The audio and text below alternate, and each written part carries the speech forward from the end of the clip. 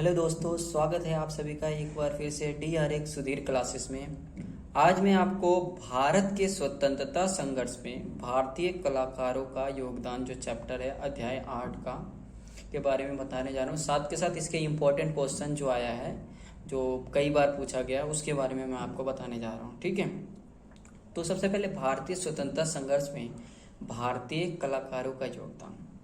नाम से ही पता चल रहा है स्वतंत्रता संघर्ष, और आप सभी को अच्छी तरह से पता होगा कि भारत में सबसे पहला जो स्वतंत्रता संग्राम जो हुआ था वो कब हुआ था?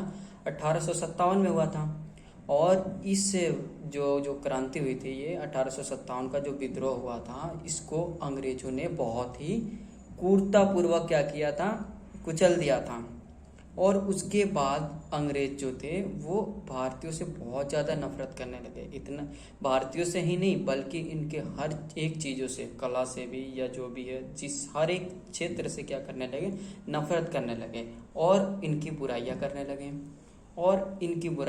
लगे। बुराइयां जो करते थे अंग्रेज अधिकारी, वो बुराइयों में केवल अंग्रेज ही नहीं थे बल्कि क्या थे? बहुत सारे जो ब्रिटिश स्कूल में जो अंग्रेजी पढ़े लिखे जो युवाओं थे वो भी शामिल थे इसमें। ठीक है, साथ के साथ क्या हुआ? अब बाकी बहुत सारे जो अच्छे लोग थे, जिन्होंने जो श्रेष्ठ लोग थे, उन्होंने क्या किया इस समय? जैसे एग्जांपल बोले तो हम अवनींद्रनाथ टैगोर हो गए, राजा रवि वर्मा, जो इन्होंने बंगाल चित्र शैली का उदय या जनक माना जाता है जिन्हें। ठीक है, इन लोगों ने क्या किया? ये जो मतलब बुरा व्यवहार कर रहे थे उसको दबाकर और उसको आगे उठे और भारतीय चित्र शैली को पुनः स्थापित किया। उसके बाद कुछ समय पश्चात क्या हो जाता है? 1885 में भारतीय राष्ट्रीय कांग्रेस की स्थापना की जाती है। वो इसलिए की जाती है ताकि जो है मतलब बहुत सारे संगठन बन गए थे इंडिया में भी, बहुत सारे लोगों ने अपना अपना संगठन बनाकर ब्रिटिश के खिलाफ वो कर रहे थे, आंदोलन कर रहे थे। तो उस आंदोलन पे काबू कर पाने के लिए एक रिटायर्ड ब्रिटिश ऑफिसर, नाम था A.O. हुम, ने क्या किया? भारतीय राष्ट्रीय कांग्रेस की स्थापना की। इसकी सबसे पहला अधिवेशन जो हुआ था वो दिसंबर 1885 में हुआ था।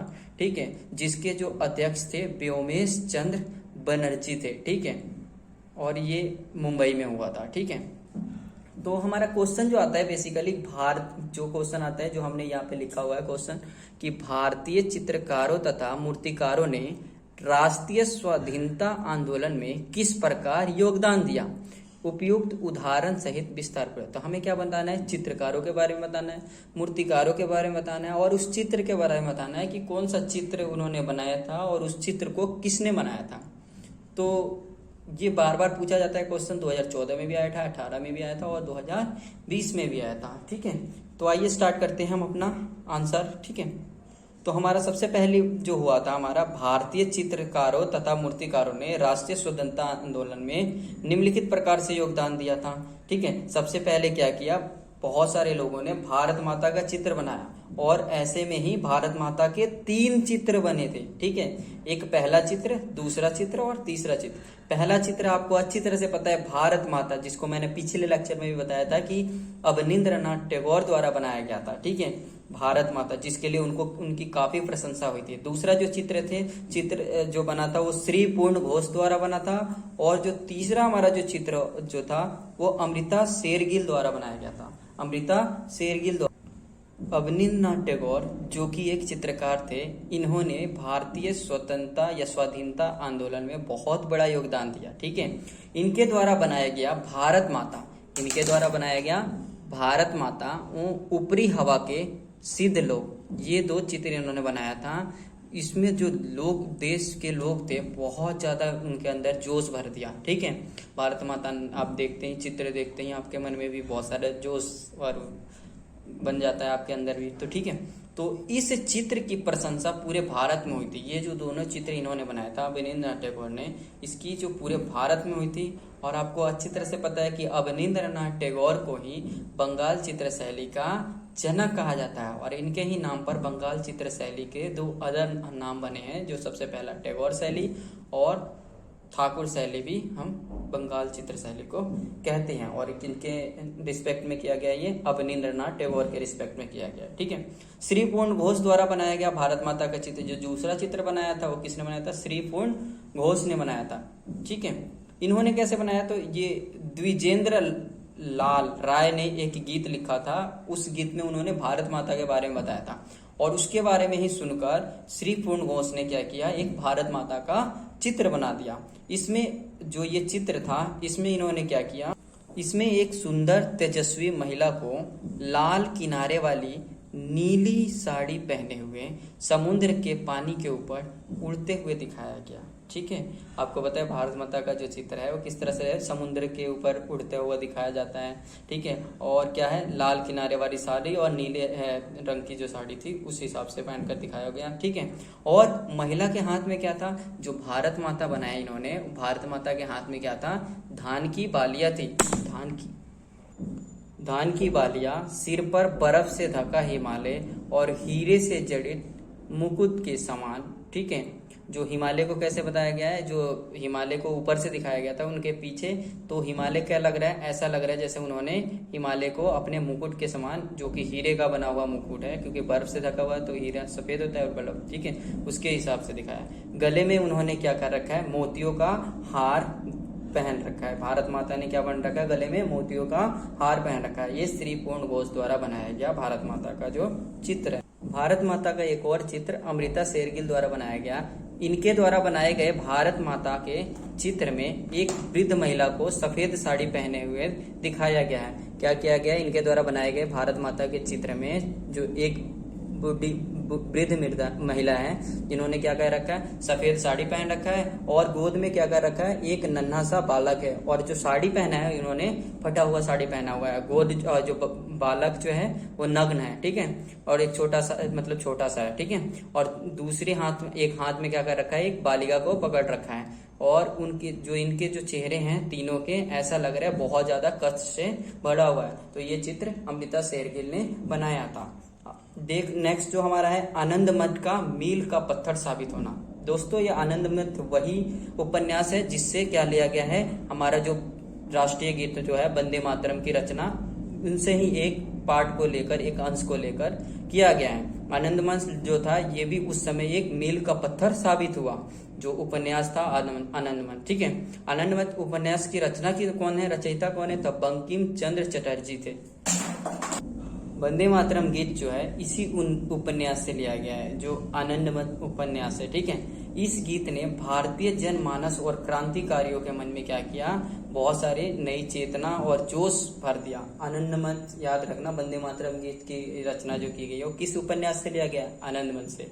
ठीक है, आनंद मठ से। ठीक है, कई बार पूछा जाता है, ये एसएससी वगैरह में भी पूछा जाता है और भी बहुत सारे एग्जाम्स में पूछा जाता है, तो प्लीज ध्यान से सुनिए। ठीक है, नेक्स्ट हमारा क्या हुआ था, बंगाल का विभाजन, जिसको हम क्या बोलते हैं, बंगाल के विभाजन के साथ ही क्या हुआ था, Indian society of oriental art की स्थापना। तो आइए देखते हैं Indian society of oriental art की स्थापना कैसे होती है। दोस्तों 1905 में क्या होता है, बंगाल का विभाजन होता है। बंगाल का विभाजन कैसे होता है, ये अंग्रेजों ने अपनी सोची समझी चाल थी अंग्रेजों की, उन्होंने क्या किया, हिंदू मुस्लिम की एकता को भंग करने के लिए, तोड़ने के लिए क्या किया था, उन्होंने बंगाल का विभाजन कर दिया। और ये बात ठीक है, भारतीय क्रांतिकारियों ने, अब इस पे क्या होगा, बहुत सारे लोगों को गुस्सा आएगा और भारतीय क्रांतिकारियों को और ज्यादा गुस्सा आएगा। उन्होंने अपने गुस्सा को अभिव्यक्त किया। चित्रकारों ने भी इसमें बहुत बड़ा योगदान दिया। उन्होंने अपना चित्रकला के माध्यम से अपना क्या किया, इन्होंने ISOA की स्थापना की। ISOA क्या है दोस्तों, Indian society of oriental art. ठीक है, और इसका उद्देश्य क्या था, क्यों बनाया गया ये, इसका उद्देश्य था मॉडर्न रिव्यू और प्रवासी नामक पत्रिकाओं में मतलब भारतीय कला का प्रकाशित करवाना। कि मतलब ये मॉडर्न रिव्यू और प्रवासी जो पत्रिकाएं थी वो भारतीय जो कला का नहीं प्रकाशित करती थी। तो ये स्थापना करने के बाद उन्होंने ये अपना जो है प्रकाशित करने लगे इंडियन वाले। ठीक है, और क्या क्या उद्देश्य था कि मुद्रण के जो नए नए तकनीक, मुद्रण मतलब छपाई वगैरह, जो चित्र वगैरह बनाया जाता है, इसके नई तकनीकों को सीखने के लिए क्या किया, बहुत सारे जो युवक थे जो इंटरेस्टेड थे आर्ट्स में, तो उनको क्या किया गया, इंग्लैंड और जापान भेजा गया था। पंजाब में शांति की घोषणा। ठीक है, इस चित्र को किसने बनाया है, गगनेंद्र नाथ द्वारा व्यंग के रूप में इन्होंने क्या किया, अंग्रेजों पे व्यंग किया है, ठीक है। व्यंग करते हुए 1919 में जो जालियांवाला बाग हत्याकांड हुआ था या नरसंहार हुआ था, उसको याद दिलाते हुए अंग्रेजों के प्रति घृणा को प्रबल करने के लिए बनाया गया था, ताकि लोगों में जोश आए और लोग जो है अपने जो बदले की आग में आकर अपना सारा मतलब देश को स्वतंत्र करवाए। इसके लिए इन्होंने क्या किया, पंजाब में शांति घोषित, जो जालियांवाला बाग नरसंहार हुआ था उसके बाद उसके ऊपर ही क्या किया था, चित्र बनाया था। किसने बनाया था, गगनेंद्र नाथ ने बनाया था। चित्रकार नंदलाल बोस की अनोखी चित्रें, ठीक है, इन्होंने भी बहुत बड़ा योगदान दिया था भारतीय स्वतंत्रता संघर्ष में, और उनमें से एक ये भी थे, ठीक है। नंदलाल बोस के बारे में जाने तो अवनींद्रनाथ टैगोर के ये शिष्य थे। क्या थे ये, अवनींद्रनाथ टैगोर के शिष्य थे। इन्होंने भी बंगाल चित्र शैली और स्वतंत्रता संघर्ष में बहुत बड़ा योगदान दिया, ठीक है। इनके द्वारा चित्रित इन्होंने कौन कौन से चित्र बनाया, एक तो सती बनाया और सती की मृत्यु, और एक तीसरा जो बनाया अग्नि देवता। इन्होंने ऐसी बहुत सारे कीर्तियां भारतीय पारंपरिक चित्र का पुनर्जीवित करने में बहुत बड़ा योगदान दिया, ठीक है। 1938 में भारतीय राष्ट्रीय कांग्रेस का हरिपुरा सम्मेलन हो रहा था। 1938 में कहाँ पे हो रहा था, भारतीय राष्ट्रीय कांग्रेस का जो सम्मेलन हुआ था हरिपुरा में हुआ था, ठीक है। पंडाल के पैनल पर भारतीय लोक कला और भारतीय जनजीवन को नंदलाल बोस ने बहुत अच्छी तरह से क्या किया, चित्रित किया। भारतीय कला को पंडाल पे दिखाया था उन्होंने, सारी जगह बहुत अच्छे अच्छे चित्र बनाए थे इन्होंने, ठीक है। उसमें से एक था भूमि जोतता किसान, जो आपके चैप्टर में भी है, ठीक है। वो भी एक चित्र बनाया था, और किसके लिए बताया था, भारतीय किसानों के लिए, ठीक है। और इन सारे सजावट वगैरह को देखकर दूर दूर से आए सभी लोगों ने क्या किया, नंदलाल बोस जी का बहुत ज्यादा ही तारीफ की। इस तरह से स्वतंत्रता के लिए किए जा रहे महायज्ञ में भारतीय कलाकारों ने अपनी आहुति दी। आशा करता हूं कि आपको वीडियो अच्छी लगी होगी। अगर आपको वीडियो अच्छी लगी हो तो प्लीज चैनल को लाइक शेयर सब्सक्राइब जरूर करें और कमेंट्स जरूर करें। धन्यवाद।